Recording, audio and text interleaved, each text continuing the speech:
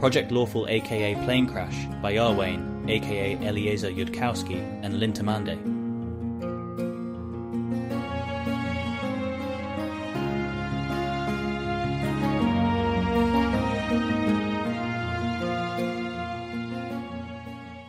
He goes to seek Carissa.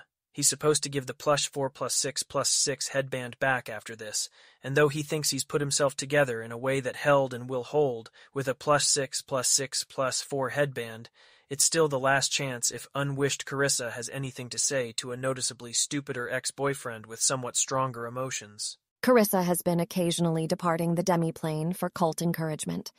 Her cult is encouraging, she guesses. Not for any purpose for which she'd actually want to leverage it except accounting for her activities and adding to her hoard of souls. It's certainly very vigorous and enthusiastic in those cities where it lucked into good local leadership or a resonant bit of theology. The pamphlets she releases routinely with her teachings are widely reproduced and/or strictly banned in 46 countries. Aside from that, she has chased down a few of the threads on her wall, mostly to unsatisfying conclusions. No one knows what Aroden's aims with the Starstone protections were. No one who is allowed to tell her knows at what stage in ascension those who go missing and can't be resurrected are destroyed. The Church of Abadar, which provides Starstone attempt insurance, full price of a true resurrection plus fees up front, knows how often it happens, and it's not often, but the ones who it happened to seem like those who were more promising than average, not less so. No one knows much about the universe Pharasma came from. No one knows much about the overall composition by planet of origin of any of the afterlives other than Axis.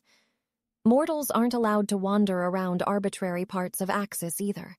She's put up hundreds of scraps that will perhaps assemble into an answer when she's smarter. Such and such apparent species observable in Aktun. Such and such results from Faye Unar's analysis of the linguistic inputs to various languages spoken there. Such and such results on supposedly random summons. Reality has consistent features deep down. You just have to be positioned to notice them.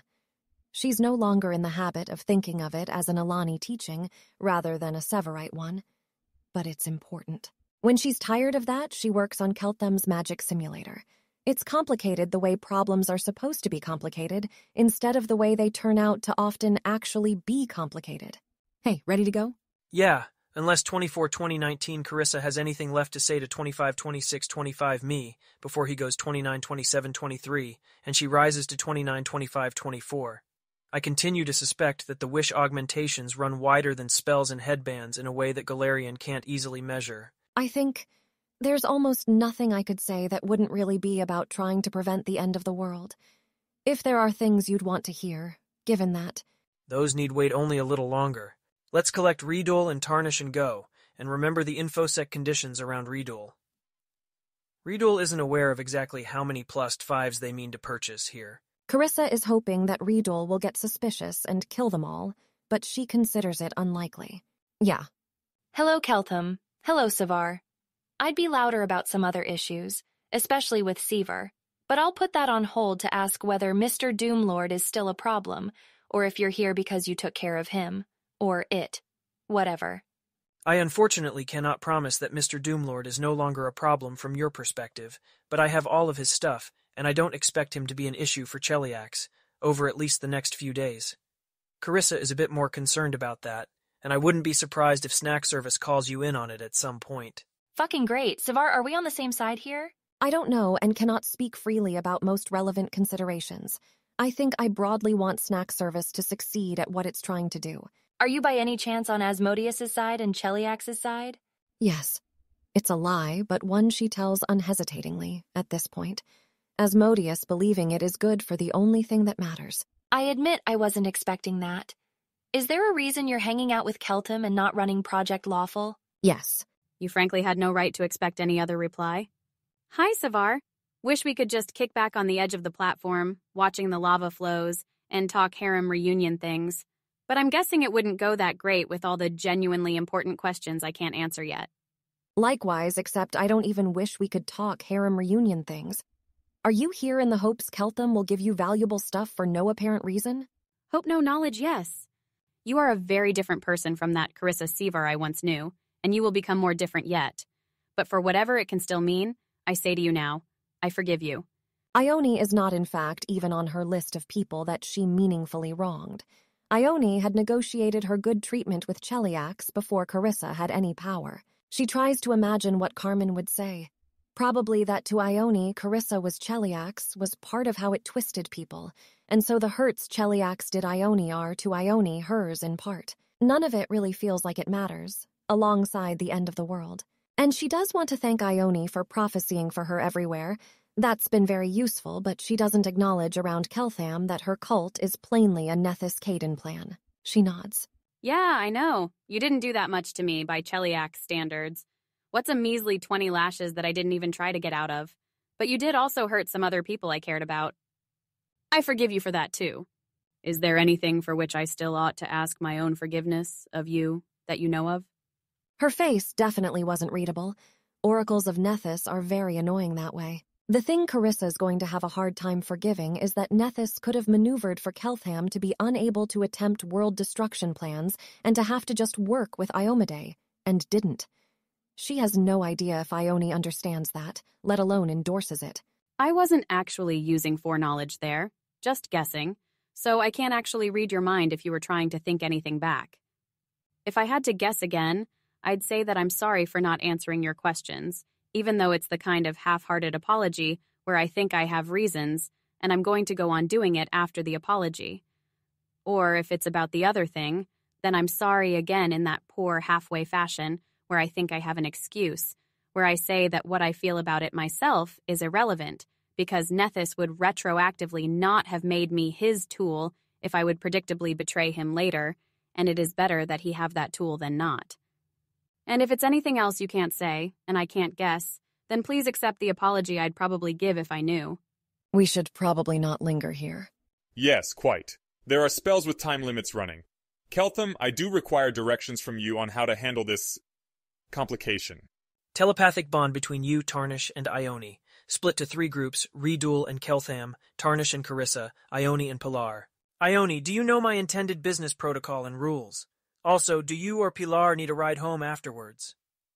Keltham is handing over a small bag of holding to Ione, even as he speaks, and to Pilar, the +4+6+6 artifact headband that Snack Service gave to the scarred maid, Tarnish, earlier.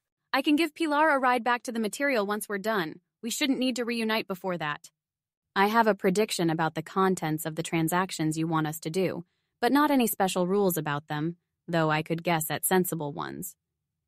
Swear any promising-looking Efreet groups to secrecy about literally all aspects of the remainder of your negotiation and transaction, including the payment offered and the service sought, and whether or not the transaction with you concluded successfully at all before discussing any other trades with them. I put 4 denominations of payment in your bag. If an Efreet group wants more payment than one of the largest denomination for one full service, or more than the least denomination of payment to agree to absolute indefinite secrecy, walk out. He finishes casting the telepathic bond. You people try for such fascinating amounts of secrecy. It reminds me of various episodes in my own youth that I will dramatically hint at, but say nothing more about. If we're not meeting up again after this, I've got a question. Is there a reason that you, Keltham, are wearing the other of the 2 artifact headbands that Snack Service bought from Despotter? Because I'm a little upset about that being how things turned out, especially when I was under the impression this was important for fighting Mr. Doomlord. And I wonder whether Lord Despotter would be happy to hear about. I traded away an even more powerful artifact to get that one, to somebody who was much more clearly on your and Carissa's side about the Mr. Doomlord business. Seaver, you want to get started on our shopping while those 2 flirt? Sure. Did agreeing to let Keltham use her headband actually make him likelier to end the world, or likelier to get something better than that? No point trying to figure that out now. Welcome to the City of Brass. Everything here is made of brass and also on fire. Complicated divine arrangements and negotiations will have ensured that you don't meet anybody from a different planet or prime material plane while you shop. You may, however, run into a devil or 2, maybe an inevitable or a demon, or denizens of earth or air. To meet an angel here is not unheard of, but demons are less welcome. It is not literally true that everything imaginable is for sale here, but they do have a lot. You're on sharply limited time, though, and are supposed to prioritize your main shopping trip. Still, you've got about 50,000 GP of spell silver at new Golarian prices, or 4 times that amount in old Golarian prices. With Tarnish's approval, you could also trade away a wish diamond here, given suitable promises of secrecy, though Keltham has expressed some worry and reluctance about arming Efreet with that kind of power, or making it obvious that the diamond market was flooded from Golarian. Keltham Tarnish will be happier if you trade the wish diamond to a particular noble Efreeti intending to use it themselves, who swears an oath about how they'll use the diamond and that they won't tell anyone about the transaction. If what is written in many books is correct, almost any noble Efreeti can cast wish up to once per day, given a wish diamond. Carissa wants her mental enhancement first. She'll shop afterwards if it seems like a good idea once she is smarter and better and cooler. She doesn't actually prefer this world where she becomes incredibly smart and powerful to the one where Keltham never comes to Golarian and she goes to hell. But it's something resembling a consolation prize. Okay, let's consider the market in the City of Brass for quintuple sequences of enhancement wishes. A noble Efreet are not exactly rare in the City of Brass. The place doesn't run much in the way of censuses, but there can't realistically be less than 20,000 noble Efreet here, all of whom can cast 1 wish per day. This means there are many, many more noble Efreet than there are travelers with wish diamonds to convert to wishes. The process doesn't take long and doesn't exhaust a noble Efreet either. And if you were very naive about how markets here operate, you might reason. The City of Brass's price of converting a wish diamond to a wish should collapse to a small service charge, about what you'd pay for a few minutes of a noble Efreet's time for any other service. Modulo transaction costs that both parties are incentivized to keep small, at least assuming there's no such thing as a premium wish that fewer noble Efreet can offer. Yes, if you were very naive about how markets work, you might think that. But naturally, the City of Brass has legislated rules about minimum wish prices, which, of course, it is illegal to explicitly tell travelers. Then, obviously, you're going to have more and more entrants into the wish diamond to wish conversion market until all of the excess profit from this artificially high regulated price has been dissipated in marketing expenses and idle labor. You'll get noble Efreet shops advertising wishes on every corner of the City of Brass as they all compete to be the shop a traveler chooses, to buy this legally overpriced service that 20,000 competitors in the city could also offer. This artificially high price will also have the further result that fewer outside purchasers will come to the City of Brass. Thus, the net value captured by Efreet and not dissipated in competing for overpriced transactions will be less. Why would anyone do that to themselves? Because the travelers have to spend more to buy wish castings, and if they're losing, the Efreet must be winning. Huh? What's the average intelligence and wisdom of Efreet? 12 Inti and 14 WS. Why do you ask? No reason. Anyway, Darth Ilan accepts the City of Brass's correction. Standard economics does indeed fail to describe how trades in the City of Brass work. The standard economics, ha! Darth Ilan is just naive about how markets work in real life. If you consider lawful evil aliens with INT 12 WIS 14 to be real life, then yes, standard economic models from Darth Ilan do not well describe what happens when such aliens in real life try to operate what they imagine to be a market. Anyways, the City of Brass was saying something about its market for sequences of 5 enhancement wishes. Right. Now, while it's pretty rare on any given planet for somebody to assemble 5 wish diamonds that they want to convert to a +5 ability stat increase, that's when you're considering just one planet. If you consider all the planets across all the planes that have advanced to the point of anybody there having plane shift, that's more like 10 parties per year that come into the City of Brass with 5 wish diamonds that they want to convert to 5 wishes. And this service is overpriced as a matter of regulation, so there's many groups of 5 noble Efreet vying to persuade travelers to buy 5 wishes from them.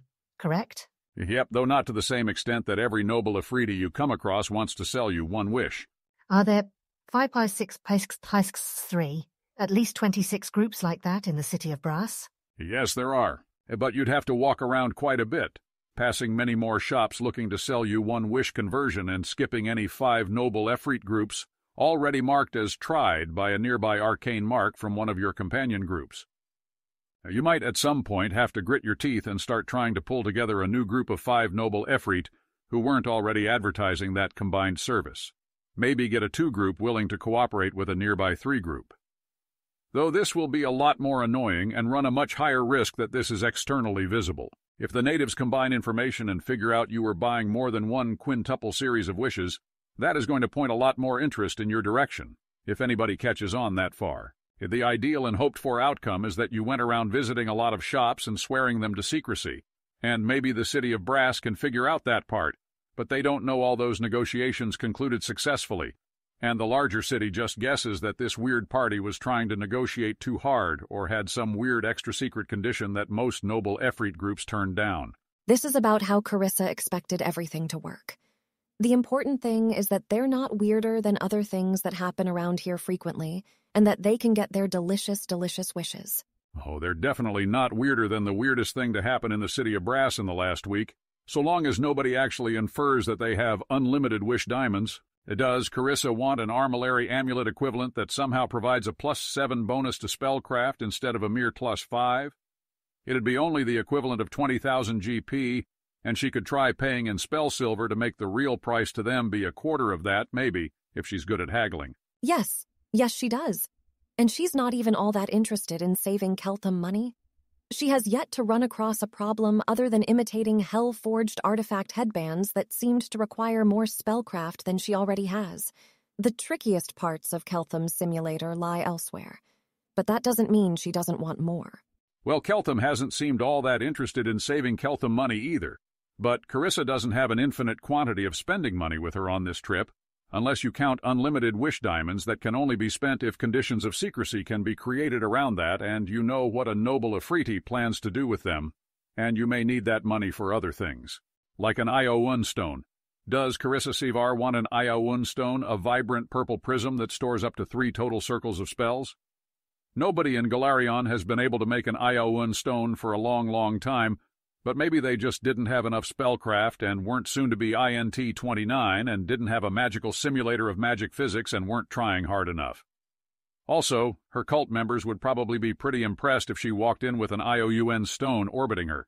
At least those of them who knew what an IOUN stone was. Okay, yeah, maybe she kind of wants one of those too. She could totally figure out the lost Aslanti art of Yun stonemaking if she wasn't going to die in a month. The proprietor of this store is a noble Efreeti who stands tall even for a noble, currently bargaining with an even larger brutalist devil over a heavily magicked sword that Carissa couldn't lift with a bull's strength. Serving as store assistant is an Azer, a brass-skinned dwarfoid native to elemental fire whose hair and beard trail off into solid flame. Almost all of Azerkind are enslaved by the Efreet, for the Azer's citadels were distant and had poor relations with one another, so that the Efreet armies could fall on their cities one by one and enslave them without the next city becoming any the wiser. The Azer assistant will inform Carissa that the price of the Yun stone proudly displayed in the store's window is, well, Carissa can either blow her whole remaining budget on that one Yun stone, or she could try to meet Keltham's conditions of secrecy and known use to trade a wish diamond. She should in fact do this after she is smarter and not before. If she feels on some level like her greater wisdom will lead her to not buy the Iyun stone, that's because she actually shouldn't. And if she should, she will. Before Carissa can go, the Azer will inform her in a low, confidential voice that if the Yun stone orbiting in the store display caught her eye, there's an orange prism Yun stone that can be brought forth for the truly discriminating buyer. It would increase the power of all her spells by about half a caster circle, including when it came to determining what sort of spells she can permanency. Well, how does this shop feel about Keltham's confidentiality agreement?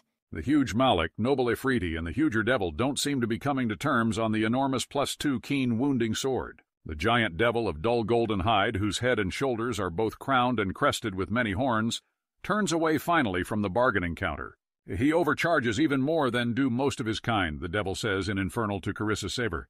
It seems he has some prejudice against hell and hells. The devil's voice sounds exactly like Carissa's father, and Carissa feels a surge of hatred towards those awful price-gouging LOL no Carissa has a mind blank up. Maybe, she says dryly. Or maybe he overcharges everyone. Or maybe it's just you. We'd have to observe some other transaction to see. This is dangerous. This is really genuinely dangerous, but Carissa Sevar these days is fearless. The worst thing that can happen by her values is nothing on this trip going wrong. The devil's eyes linger on the artifact crown of this woman, as seems to be the make of hell, who replied to him in Infernal, who perhaps has bought fair form of some hellish flesh-crafter, who seems to have absolutely no fear of him at all. Even her surly tiefling attendant is equipped surpassingly well, though without any artifacts of her own. Have you need of some little service while you are in this city, perhaps? The devil inquires smoothly. Odds it's a trap or a game of some kind. What is she talking about, Odds?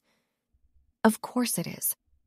My business here is so secret that I will speak of it to no one who hasn't sworn me confidentiality, on not just what I'm buying and what I'm paying, but of every matter they learn in the course of our transaction.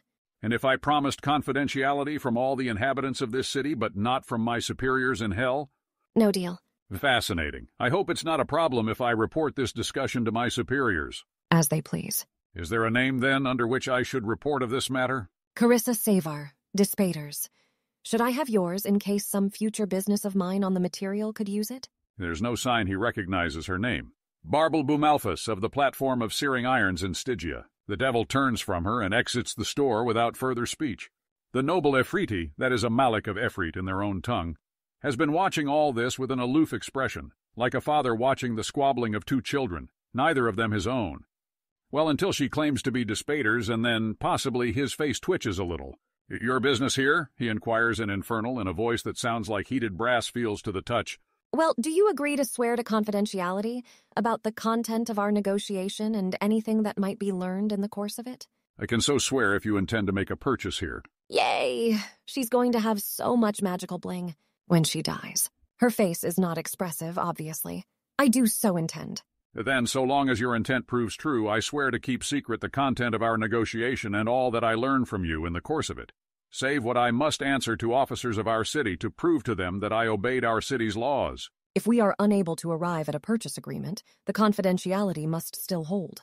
Tarnish receives a message back from Redol, relate of Keltham, who can't be in the telepathic bond because of mind blank. It must also apply to anything you learn from me, whether by speech or by purporting to read me. It applies to anything you may have already learned or guessed from watching us. All that passes within this store, as we now occupy, while we occupy and occupied it, is of the negotiation. Your servant will also swear and must be sent out during the remaining proceedings.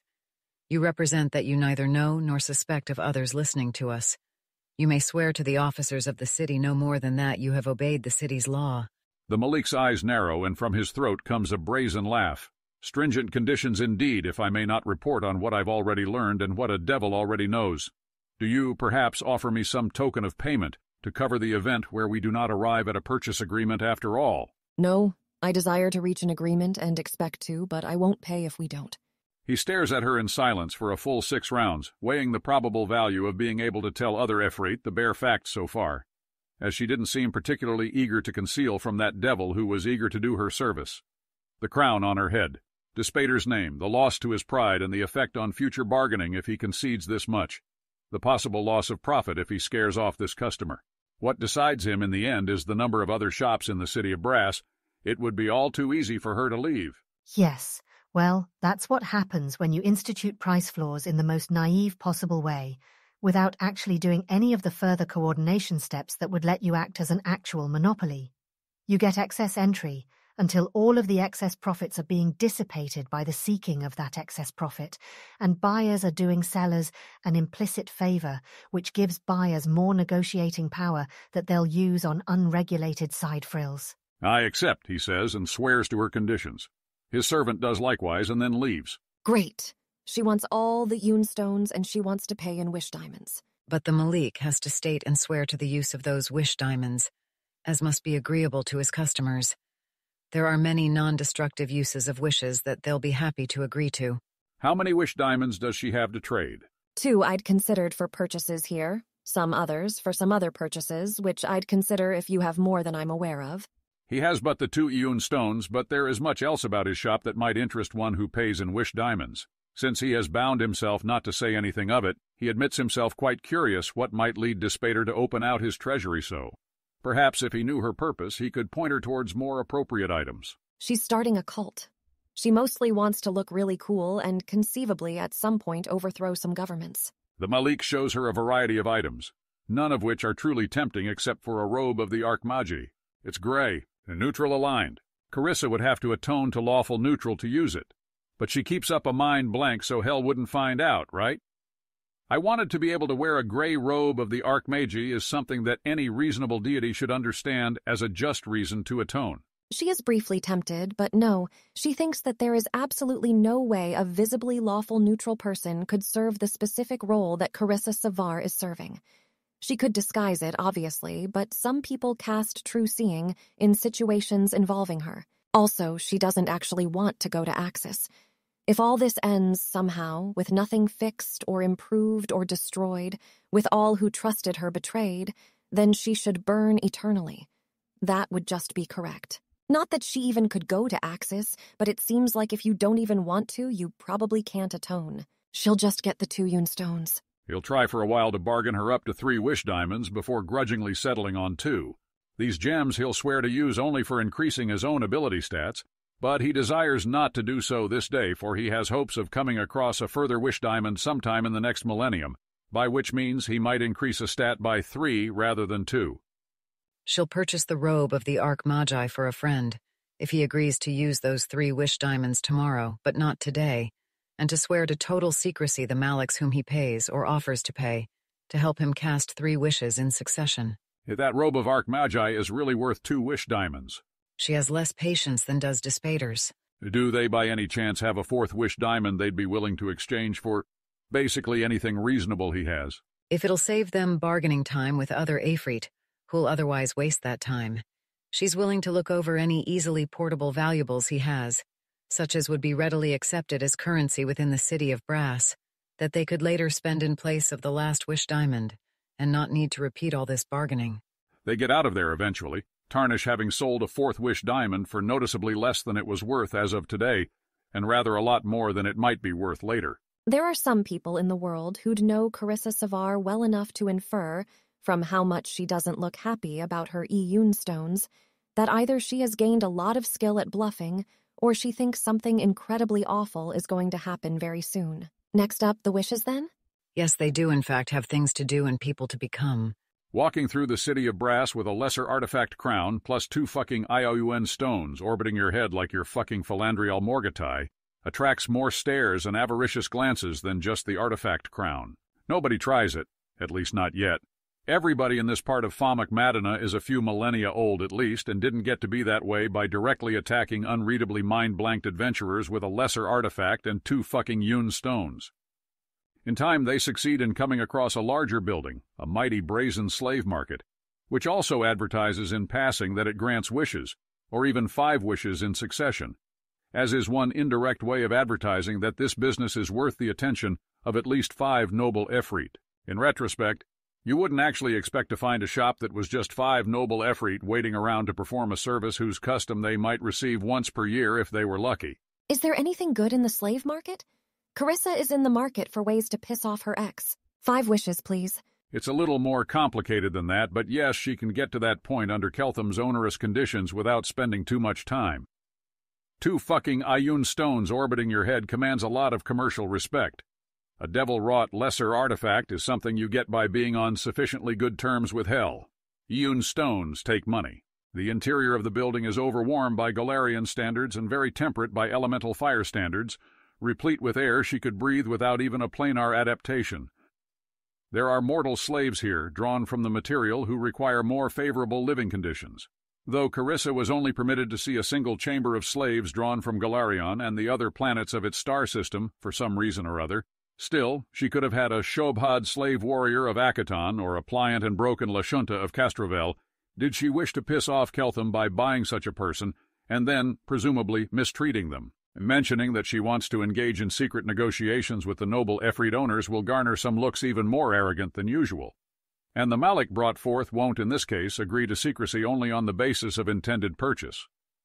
But statement of intended purchase and token payment of something worth around 2,000 Kapi will do. A 6th wish diamond is sufficient to pay for the casting of 5 wishes, even under the condition that the Malik must state and swear to its use. One of their number will hoard it through ages until he has assembled enough diamonds to raise the final ability stat he requires to ascend into the next rank of Efreet nobility. She will eventually end up in a windowless inner chamber of this place, as fiery as the rest of the interior was temperate. Orange flames replaced by white flames shot with blue, hot enough that Carissa will feel it through the planar adaptation. Carissa Seaver is obviously a very wealthy person, by the way. And now she's in a windowless chamber with 5 noble Efreet who might possibly be tempted by walking away with 6 wish diamonds and 2 ion stones in profit, rather than just the 1 wish diamond.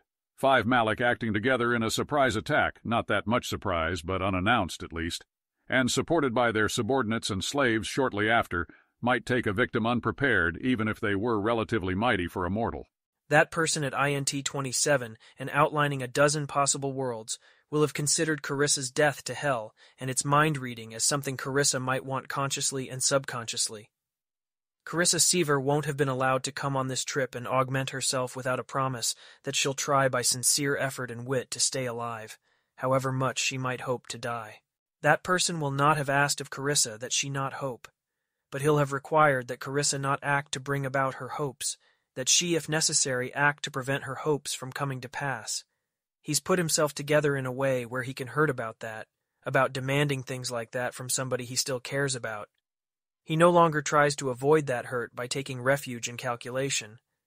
But the reasoning will be clear nonetheless, and he will have demanded of Carissa what he must, to ensure that this universe can still be destroyed if necessary, for there's people hurting more than her. So what preparations are about Carissa, then, against the greed of these Efreet?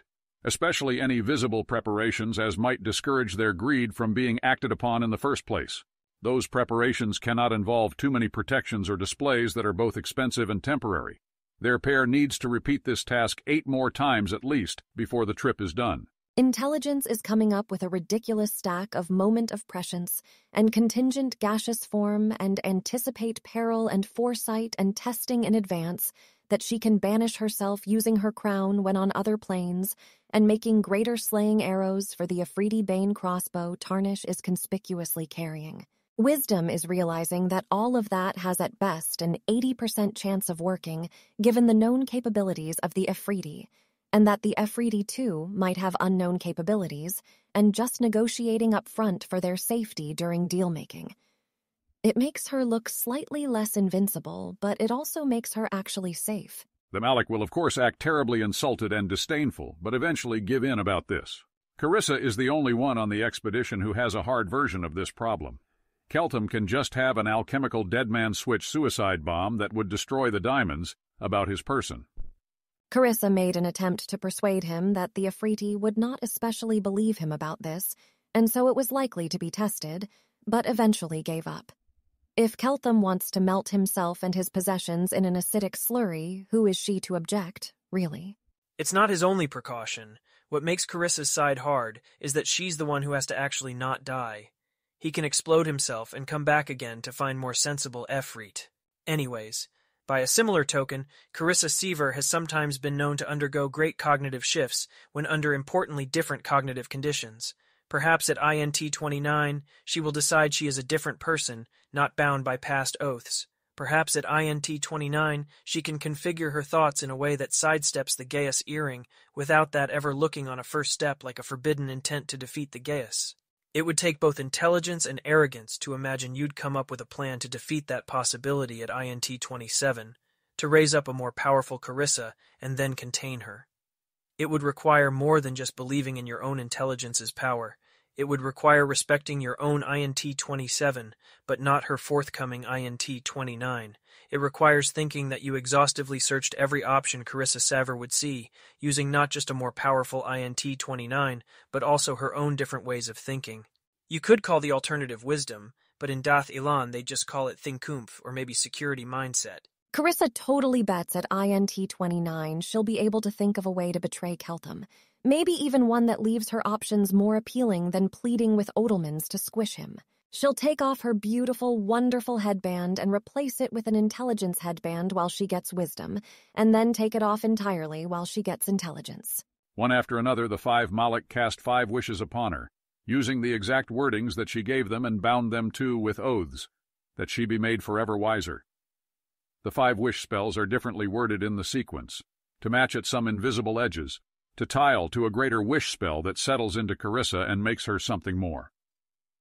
If there was a 6th possible spell in this sequence, it has been lost, and gods are forbidden to return the knowledge to mortals. It is, in fact, doing something a little different than the headband. She likes it, whatever it is. She imagined at some wisdom level she'd be able to comprehend Keltham's attitude towards enhancement, if not agree with it. But she suspects now she'll never share it.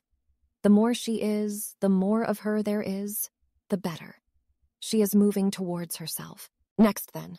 Finding the next target goes faster now that they've realized they're looking for huge buildings and businesses of many nobles, which will incidentally advertise wish sequences as sidelines.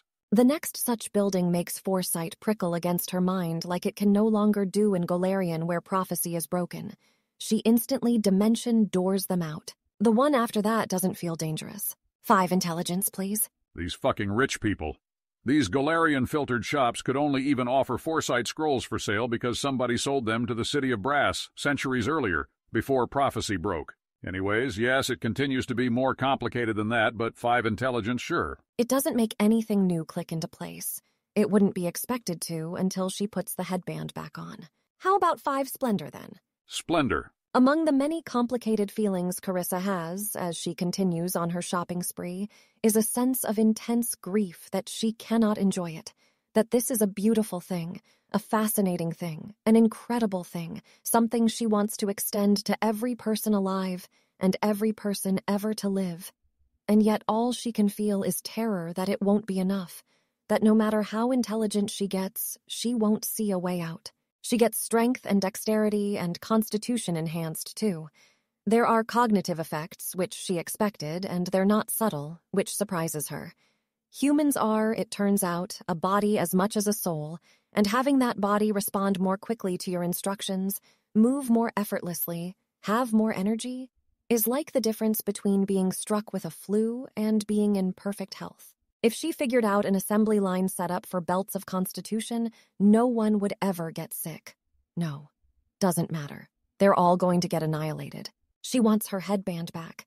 She wants to know if her despair is an error or just correct. She wants to put her head in Carmen's lap and cry. "You done?" she says to Tarnish, more irritably than Tarnish, who hasn't done anything wrong besides being the kind of loathsome person who wants to destroy the world, deserves.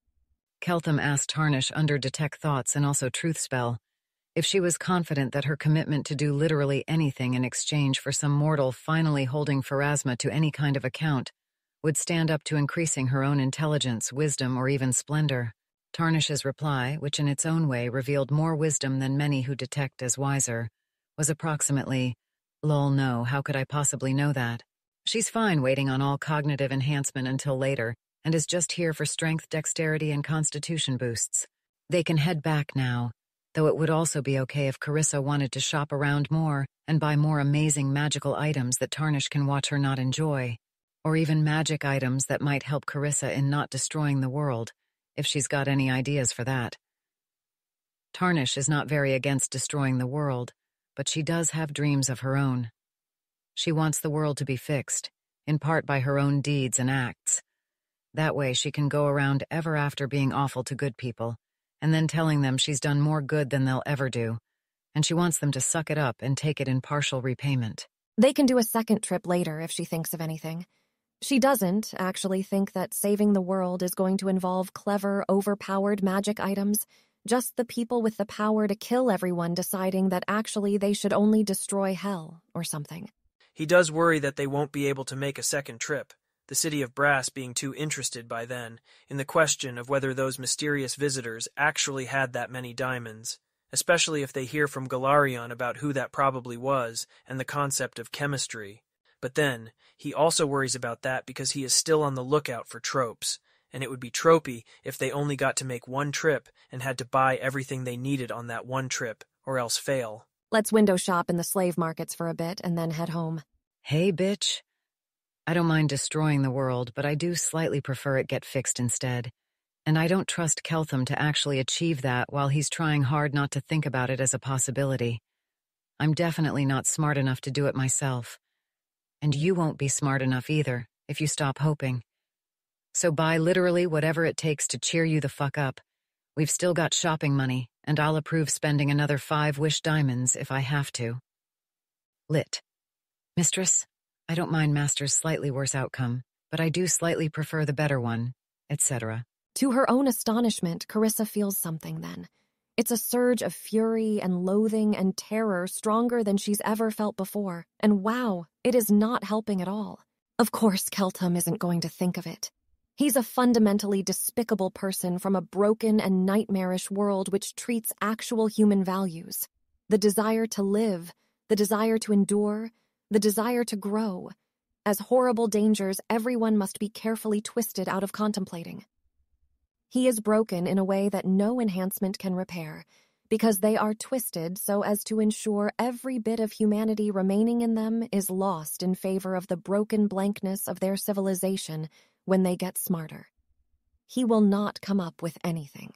He is fundamentally not the kind of mind that could come up with anything.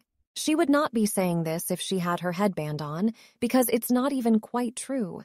It's a sideways articulation of a thought she did need to think but can and should sit on until she can say it better, and she knows it. But it turns out one of her enhancements, or some combination of them, or maybe some other feature of the situation, maybe just the adrenaline from all these high-stakes magic negotiations, gave her stronger emotions, and suddenly tarnish is rather too much to bear. Whoever he might have been, if he'd been born in a better place, if he'd been born in a place with humans, he strangled it and replaced it with what he calls dat ilan, and which is blank emptiness opposed to everything that humans are. At least he understood enough to grieve it. If anything goes well, if anything goes less than maximally badly, it'll have to be because I think of it. And I'm not going to think of it without the headband on, which means it's bottlenecked on the disembodied spirit of darkness and betrayal and horror my boyfriend gave himself over to thinking about whether it can trust me with that. The idiot running this project thinks we only get one trip because of tropes. I don't know how he decides which tropes to take seriously, but I'm going to come back here once I have my headband on and a concrete plan, because tropes could just as easily have meant we got ambushed on this trip, or ambushed on this trip unless it was only the first of many, or we could have been ambushed while I was out cult encouraging. Tropes are not actually narrowly enough understood we can evade them like that. You are right, though, that I should do whatever cheers me up, which is going to the slave markets and fantasizing about how if I'd listened to Asmodeus when he told me to be eviler, I could have, when I realized what Keltham was planning, leveraged that to squish him like the blot upon humanity he is, and conquered Galarian, and lived happily ever after for all eternity, and everyone else would be better off too. Her heart is pounding like she just fought several world-wound demons. Some of that was probably incorrect, she says, slightly more calmly. Who cares? Not me, that's for sure. I liked it. I'd help with the slave market appreciation, but I vastly overstretched my innate abilities by trying to cheer you up literally at all. His own shopping trip is both easier and harder than Carissa's. Easier, because he doesn't fear death that much. He found ways beforehand to verify that he seemed to have a soul. Casting magic jar from scroll, for example, and wasn't that an interesting experience? Harder, because Redul cannot accompany him into the real negotiations, and by himself he doesn't feel dangerous the way Carissa does, even with his own hell-wrought lesser artifact headband. With Mind Blank up, they can't read him and don't know him for a wizard below third circle. But 25, splendor and glibness is not quite enough for a Dath Ilani to fake being dangerous, at least dangerous in a way that things like Efreet understand. Noble Efreet try harder to take advantage of what looks weak. He has to negotiate harder and longer to arrive at acceptable prices, and they are still unreasonable compared to Savar's. He doesn't try all that hard to avoid being taken advantage of. None of this, from beginning to end, is a fair trade. He's doing it in the city of brass, and not some other place with noble genies, because the Efreet have a reputation as hard and unfair bargainers. He carries about himself a briefcase he had made. He has made much smaller pellets of the contents that he can use to demonstrate, if they don't just believe his word, that, yes, he can make entirely non-magical explosions that would be dangerous even to beings of fire if scaled. Do they press him, he will consume all about himself in fury, and destroy his trade goods alongside his attackers. He will come back from that. They won't. The noble Efreet do call him coward and weakling and try to goad him about it. He's at 27 int and 23 splendor, even to start. The Efreet are dumber than Keltham was when he first arrived in Golarion. He cannot improvise true talk control. That takes neuroscience he doesn't have, and can't infer that quickly without doing experiments, for he's not a god as yet. But the Ifrit feel to him more like mechanisms than people. Dangerous mechanisms, imperfectly predictable, not navigable to arbitrary outcomes as a talk controller could manage, but not really people, except in the sense of having qualia. He patiently negotiates their conversation graphs and pathways through time at minimum risk to himself. As is, of course, still some risk. But he's arranged for the risky outcome to still be acceptable, and that's not really that much risk. Be warned that I'm having some trouble figuring out exactly what you're trying to accomplish here, in terms of decoding the false message you're trying to send somebody. Whoever you're trying to confuse by it is going to end up very confused, except in the extraordinarily improbable case that they are smarter than myself. Riddle does not look to him like only a dangerous mechanism. He treads carefully here. Your guess? I may not confirm or deny, even if you say it, but I want to know. You had me send out feelers for smaller diamonds, too small for limited wishes and too ugly for jewels, and wished to make it appear plausible that you were purchasing those in larger quantities than you actually were. Your negotiating rules here are designed to make it look possible that you are spending more wish diamonds than exist in all Galarian to be bought. If I had to guess, it would be that you desire Cheliax to believe that you have a chemical method for aggregating small diamonds into larger ones. If that would be what I wanted Cheliax to believe, what doesn't fit? Why isn't it straightforwardly a good deception? You also have me leave the room during those negotiations, for one thing. For another, you would be trying harder to conceal the truth, if that was the truth, and Cheliax would be expected to know that. Cheliax, when they were running the conspiracy on me, didn't seem that smart, until near the end, and they've lost both of the two people who I taught to run games on that level. But yes, there's games underneath games going on here, including my not wanting to look to hypothetical smarter opponents like I'm running an exact particular first-order game, and real agreements I'm making in some cases underneath the secret negotiations that create the appearance of a possible diamond aggregation method, none of which you have any need to know. Cheliax thought you a child, correctly. Do not underestimate Abigail Thrune once her attention is fully roused. I apologize for playing a fascinating game against Abigail Thrune and forcing you to watch me play a bunch of obviously suboptimal moves from your perspective. I sincerely would let you step in and do it, but I am not quite sure our interests are that aligned. I do appreciate that you correctly understand your sin here. Can I ask your probability that I actually have a method for aggregating diamonds or synthesizing them outright? You didn't mention that as a possibility, so the probability you assign to it is either very small or large enough that you decided not to mention it, in case I would arrogantly believe you hadn't thought of it. The ordinary Keltham who does not have unlimited diamonds, but wishes to appear so, would ask that question, and therefore so does Conspiracy Keltham. He smiles slightly at that. It's the second one. I admit I'd feel a little hurt if you had unlimited wealth, but paid me so little. 5 wish diamonds when my employment was done would make up for my hurt feelings, or 31 if they were truly flowing without limit. You don't have anything of a special urgency on which to use the 31st wish, but you're thinking that the Keltham who has unlimited diamonds is more likely to ask you what the 31st diamond is for. All right, fine. I'll be a little less obvious in the future, and reluctantly concede that you may actually be making some move against Abigail Thrune that I don't understand.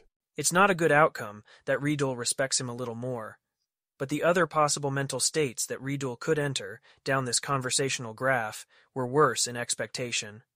Some losses are inevitable, even if you play your best. He goes into the next building that looks affluent enough to afford 5 wish diamonds, and offers wish purchases, and trades 5 wish diamonds for rather a lot of platinum. If they do have to send somebody back to the City of Brass to buy more things, they won't need to pay with wish diamonds if somebody suspects those prices are about to drop. He can return the money later, under many of the possible cases where anybody survives long enough for diamond prices to drop. After finally finding his first building that advertises up to 5 wishes, and getting his wisdom to 27 instead of 26, and checking himself to see if he's being stupid in any obvious way he can now see, it does finally occur to him to pay a native for directions to more places where up to 5 wish conversions can be bought. Some thoughts are just way more counterintuitive to some people than others. He won't make the same mistake again, not even once over the rest of his life. It's just, he's lived his whole life with global positioning satellites and network searches and cars that automatically go places. Well, it's promising for his having overlooked other possibilities, maybe. Keltham's fully augmented Ironwain. 1 point of wisdom and 2 points of intelligence continue to be a lot. Boosting strength and dexterity, and further boosting constitution does less than that.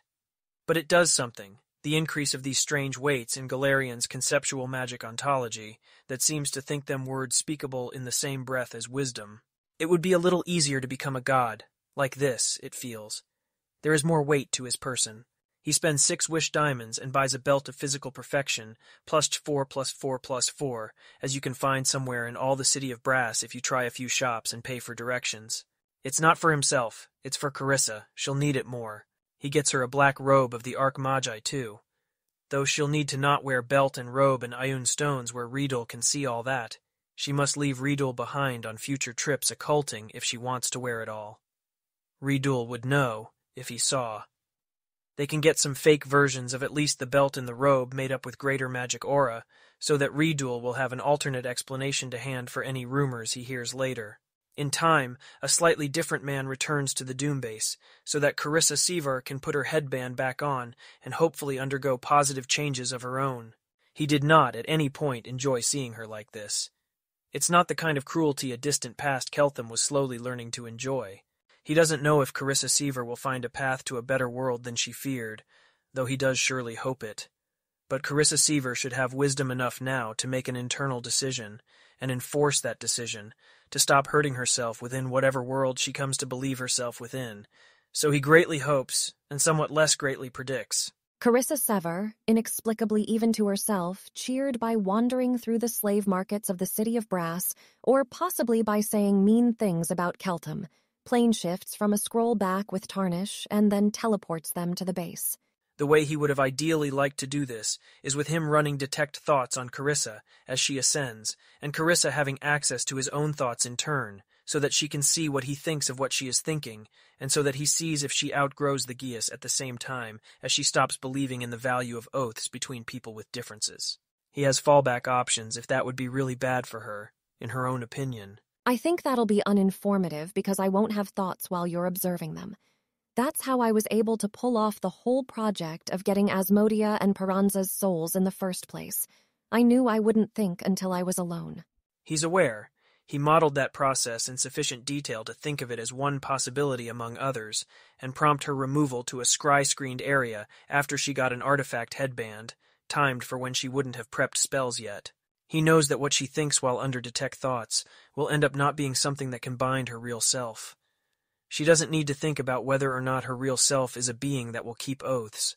What he might hope to accomplish by this is first to see if she's directly outgrown the power of a Geas to bind her without her even trying, and second, more importantly, that Carissa have obtained a true understanding of his model of the universe and herself and himself as he truly sees those things, based on her seeing his thoughts and his seeing her seeing his thoughts. If she decides to betray her oaths and him after the detect thoughts ends, she'll at least be doing it based on true information that would pass an imitation game test.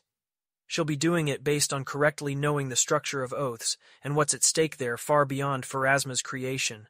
Her thoughts of him have seemed to him from time to time not just unjust, but inaccurate. If she betrays the algorithm on the basis of a wrong model, that's a farce and not just a tragedy. That's what he'd be hoping to prevent. He wants her to have the option of seeing reality, himself and herself, as he would see them. He wants that understanding to be inside her when detect thoughts ends, and she actually grows into herself. If she throws it away then and shatters her vows, then that's how the story ends, he supposes. Carissa has not, as he understands all this, read his mind directly since she met him at the World Wound, let alone with INT-29, at which level she might begin to understand what she saw, if he was also watching himself and thinking thoughts meant to help her understand.